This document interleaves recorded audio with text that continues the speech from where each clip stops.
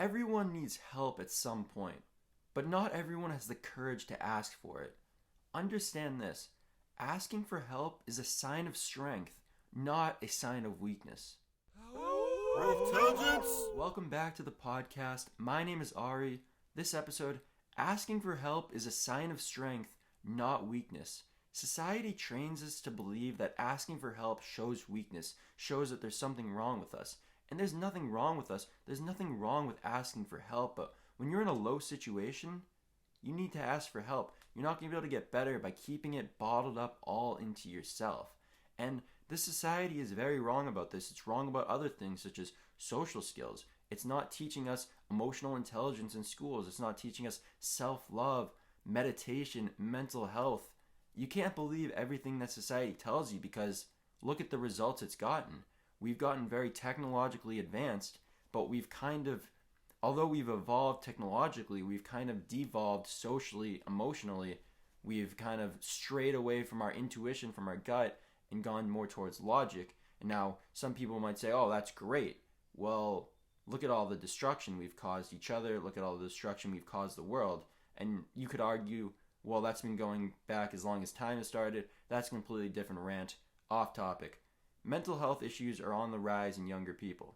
And they're on the rise in everyone with the rise of social media, addiction, all of this stuff. But so many people who need help are too afraid to speak up. And definitely younger people, I would say, are afraid to speak up. I was afraid to speak up when I was going through depression and anxiety. But these people aren't confident. They're afraid of what other people will think of them because there is such a huge stigma around these issues. And I know this completely because I was too afraid for so long to speak up and tell anybody about it because I was afraid of people judging me. I was afraid of being thought of as weak, of people thinking that there was something wrong with me.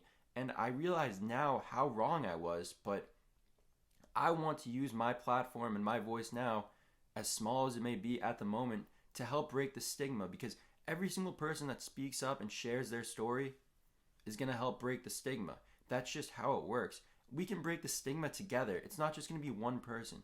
We can break the stigma together by speaking up and sharing our stories, letting other people know that they're not alone.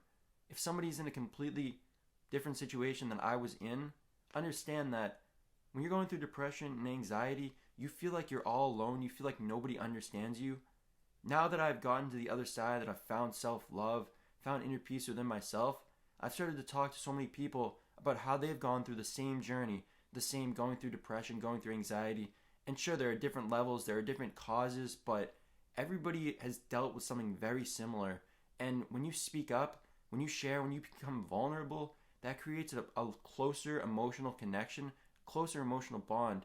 And people want to help you. I want to help. That's why I do this podcast. That's why I write poetry. I want to help not just myself, but other people. And I'll always be asking people if they need help, but not everybody's going to answer it truthfully. If you ask somebody if they need help, I know that when I was going through my mental health issues, if somebody asked me if I needed help, I would have just said, no, I'm fine. So that's not always the best way to deliver help, by asking somebody if they need help.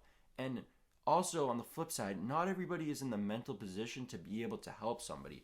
So if you're speaking up and asking for help, but you're asking somebody who's got problems of their own that isn't in the right mental space, they might not be in the right position to help you, and it might deter you from trying to ask somebody else. So, but understand that although there are some people that aren't going to be able to help at the moment, there are many people who will be able to help. Many people, therapists, psychologists, or just like your friends and family that maybe understand a little more about what you're going through. Maybe just other people that you can really speak to honestly, share how you're feeling.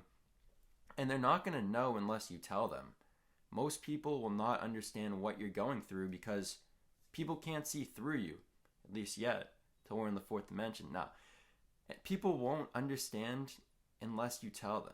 People won't help you unless you ask for help, unless you speak up. And know this, asking for help is a sign of strength. You are strong for asking for help. Asking for help is not a sign of weakness. Asking for help is a sign of strength.